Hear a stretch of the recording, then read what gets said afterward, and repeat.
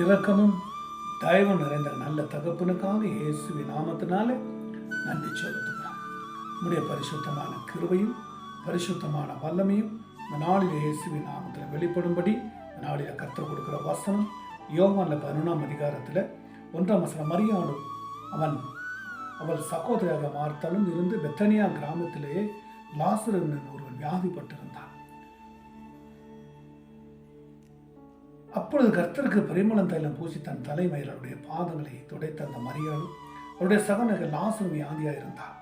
அப்பொழுது அவருடைய சகோதரி, ஆண்டவரே, நீ சிநேகிதனாய் இருக்கிறவன் வியாதியாக இருக்கிறான் என்று சொல்ல அவரிடத்தில் ஆண் அனுப்பினார்.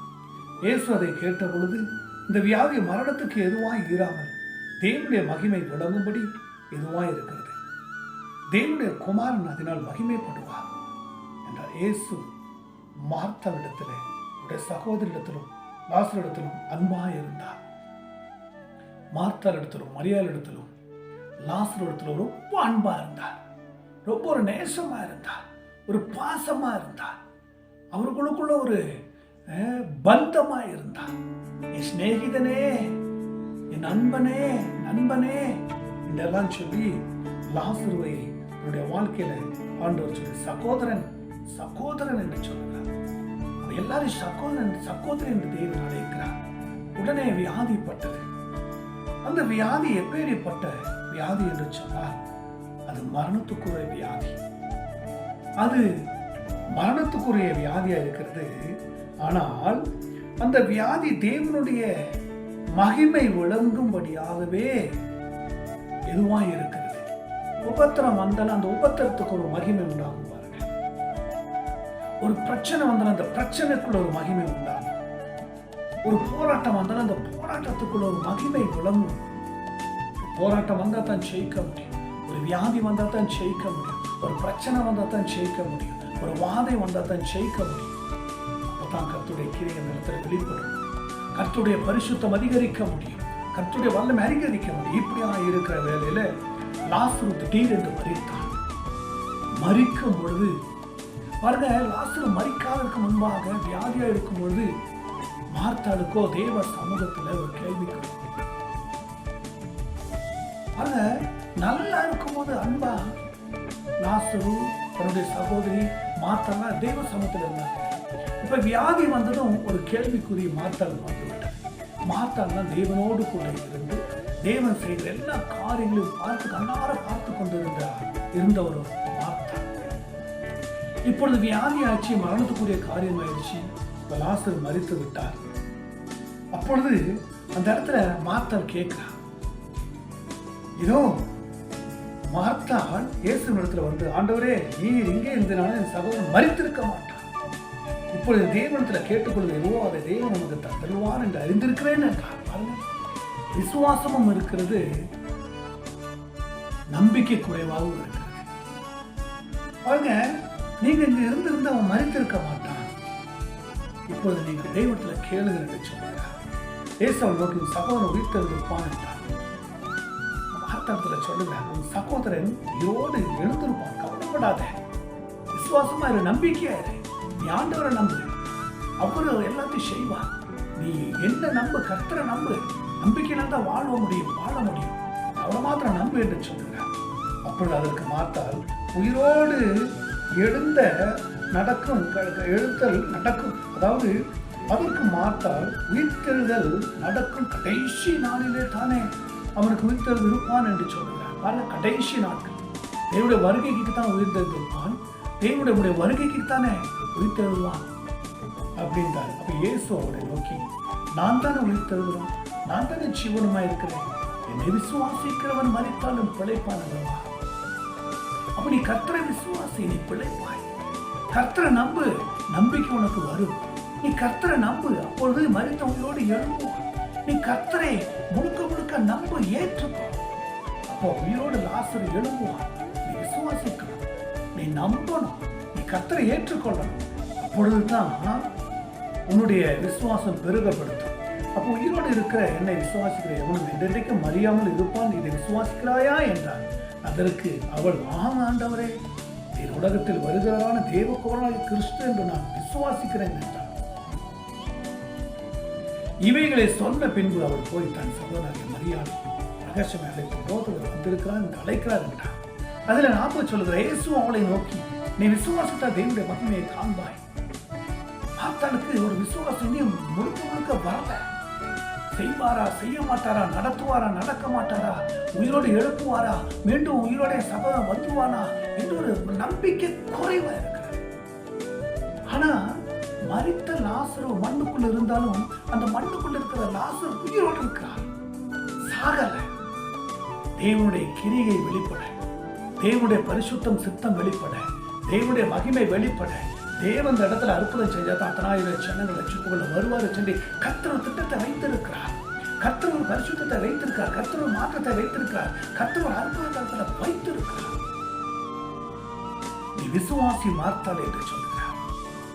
அப்பொழுது மரித்து வைக்கப்பட்ட இடத்தை பார்த்து கர்த்தர் சொல்லுகிறார், அவர் நீ அப்பொழுது மரித்து வைக்கப்பட்ட இடத்தில் ஒரு கல்லை எடுத்து போட்டார். இயேசு தன்னுடைய கண்களை எடுத்து, நாவே நீர் எனக்கு செவி கொடுத்தவர்கள் ஸ்தோத்தரிக்கிறேன் என்று சொல்லி 41 வாசிக்கிறோம்.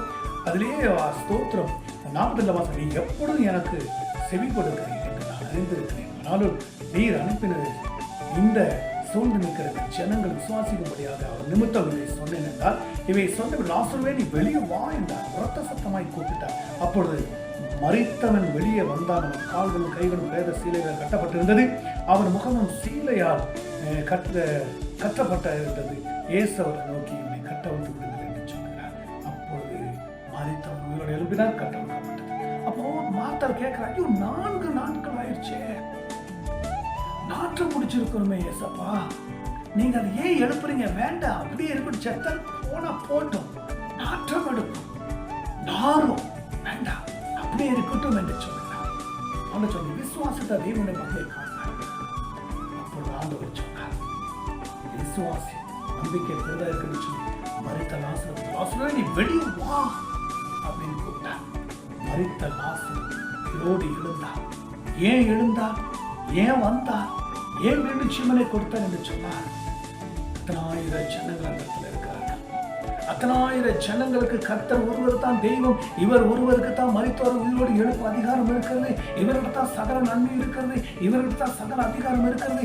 இவர் தான் வானத்தை பூமியை உண்டாக்கினவர். இவரை அன்றி வேற எந்த அதிகாரமும் எந்த மரித்த உயிரோடு எழுப்பிருக்கும் அதிகாரம் யாருக்கும் இல்லை என்று சொல்லி அந்த இடத்துல கர்த்தராகிய ஆண்டவர் அங்கு வெளிப்படுத்துகிறார். உயிரோடு எழுப்புகிறார். உயிரோடு எழுப்பி அத்தனை ஜனங்களும் நம்பிக்கை கொண்டு வரும்படி, விசுவாசம் கொண்டு வரும்படி, எல்லா ஜனங்களும் கர்த்தருக்குள்ள வரும்படி ஒரு ஆசீர்வாதத்தையும் ஒரு வல்லமை அந்த இடத்துல வைக்கிறார். நண்பு தேவ பிள்ளைகளே, மரித்த லாசரு உயிரோடு எழுப்பினார். கட்டுகள் அவிழ்க்கப்பட்டது, சீலைகள் அவிழ்க்கப்பட்டது. அவருடைய கால்களும் கைகளும் பிரேத சீலைகளும் கட்டுப்பட்டிருந்த எல்லாவற்றையும் சீலை கலற்றப்பட்டது. சுட்டப்பட்ட எல்லாவற்றையும் கட்ட அவிழ்த்து விடுங்கள் என்று சொன்னார். கர்த்தர் உங்களை பார்த்து சொல்லுகிறார், கட்டப்பட்டிருக்கீங்களா? கட்டுக்குள்ள கட்டவிழ்த்து முடியாம இருக்கீங்களா? சாபக்கட்டில் இருக்கீங்களா? பாவக்கட்டில் இருக்கீங்களா? அவிசுவாச கட்டில் இருக்கீங்களா? குறை கட்டில் இருக்கீங்களா? வேதனை கட்டில் இருக்கீங்களா? பாடுகளின் கட்டுகள் இருக்கிறீங்களா? கண்ணீரின் கட்டுகள் இருக்கீங்களா? கர்த்தர் இந்த நாளில் உங்க கட்டுகளை மாற்ற போகிறார். மரித்த லாசருவை போல நீங்க பாவத்துல மரித்திருக்கிறீங்களா? விசுவாசத்துல மரித்திருக்கீங்களா? இன்னும் தேவ சமூகத்துல வராத மரித்து கொண்டு இருக்கிறீங்களா? உள்ளம் உட்டைந்து மரித்து கொண்டிருக்கீங்களா? கர்த்தர் இன்றைக்கு ஒரு வாய்ப்பை கொடுக்கிறார். உங்களுக்கு ஜீவனை தரப்போகிறார். உங்களுக்கு உயிரை தரப்போகிறார். நீங்களும் கர்த்தருக்குள்ள மீண்டு உயிரோடு எழுப்ப போகிறார். உங்களையும் கர்த்தர் கட்டுகளை அவிழ்ப்பார். உங்கள் நுகங்கள் உடைந்து போகும். சாப பாவங்கள் அழித்து போகும். கர்த்தர் உங்களுக்கு ஒரு மீட்பையும் வாய்ப்பையும் கொடுக்கிறார். நண்பு தேவ பிள்ளைகளே, இந்த நாளில் உங்களை பார்த்து கர்த்தர் சொல்லுகிறார், உங்களையும் ஆசீர்வதிப்பார். உங்கள் வீட்டை ஆசீர்வதிப்பார். மரித்த லாசரு உயிரோடு எழுப்பி அந்த மார்த்தாளும் மரியாதை வீட்டில் சமாதானத்தை கொடுத்து, மகிழ்ச்சியை கொடுத்து, சந்தோஷத்தை கொடுத்து, அந்த வீட்டுக்குள்ளே இருக்கிற எல்லா கண்ணீர் துக்கங்களை மாற்றி சமாதானத்தை கொடுத்த தேவன் இன்னைக்கு உங்கள் வீட்டிலையும் கண்ணீரை மாற்றி உங்கள் வீட்டில் ஆசீர்வாதத்தையும் சமாதானத்தையும் கொடுத்து எல்லா கட்டுகளும் அந்தகாரங்களும் உடைக்க போகிறார். பரிசுத்தம் உங்களுக்குள்ள வளரப்போகுது. பரிசுத்த அபிஷேகம் உங்களுக்குள்ள வளரப்போகுது. தேவன் பிள்ளைகளே, தேவனாகிய கர்த்தர் உங்களை பார்த்து சொல்லுகிறார், இந்த ஜபத்தையும் இந்த வசனத்தையும் பார்க்கிற கேட்கிற ஒவ்வொரு பிள்ளைகளையும் கர்த்தர் நாளில் ஆசீர்வதிக்க போகிறார். தொடர்ந்து ஜெபிங்க, தொடர்ந்து தேவ சமூகத்துல வாங்க. கர்த்தர் உங்களை முற்றிலும் ஆசீர்வதிப்பார். மரித்து போன ஒரு சடலத்துக்கு கர்த்தர் உயிரை கொடுத்தார் என்று சொன்னார். நீங்கள் உயிரோடு இருக்கிற உங்களுக்கு ஒரு ஆசீர்வாதத்தை கொடுக்காமல் இருப்பாரா? நன்மை கொடுக்காமல் இருப்பாரா? இன்னைக்கே விசுவாசி, இன்னைக்கே நீங்க நம்புங்க, இன்னைக்கே அவரை முழுக்க முழுக்க ஏற்றுக்கொள்ளுங்க. கர்த்தர் ஆசீர்வதிப்பார். பார்க்கிற கேட்கிற ஒவ்வொரு குடும்ப பிள்ளைகளும் கர்த்தர் ஆசீர்வதியும், தாங்கும், பலப்படுத்தும், கனப்படுத்தும். இயேசு கிறிஸ்துவின் நாமத்தினால பார்க்கிற ஒவ்வொரு குடும்பத்தையும் பரிசுத்தமாக்கும். ஒவ்வொரு குடும்பத்தின் மீது ஆசீர்வாதம் இறங்கட்டும்பா. வசனத்தை ஜபத்தையும் ஏற்றுக்கிற நம்புகிற பிள்ளைகளை கர்த்தர் குடும்பங்களை ஆசீர்வதியும். இப்பொழுது கிருபையால நிரப்ப கர்த்தர் தாங்கும், ஆசீர்வாதம், பலப்படுத்தும். இரட்சகரும் மீட்பருமான இயேசு கிறிஸ்துவின் கல்வாரி நாமத்தில் ஒப்பு கொடுத்து ஜெபிக்கிற ஜெபங்கள் நல்ல தகப்பனே. ஆமேன், ஆமேன், ஆமேன்.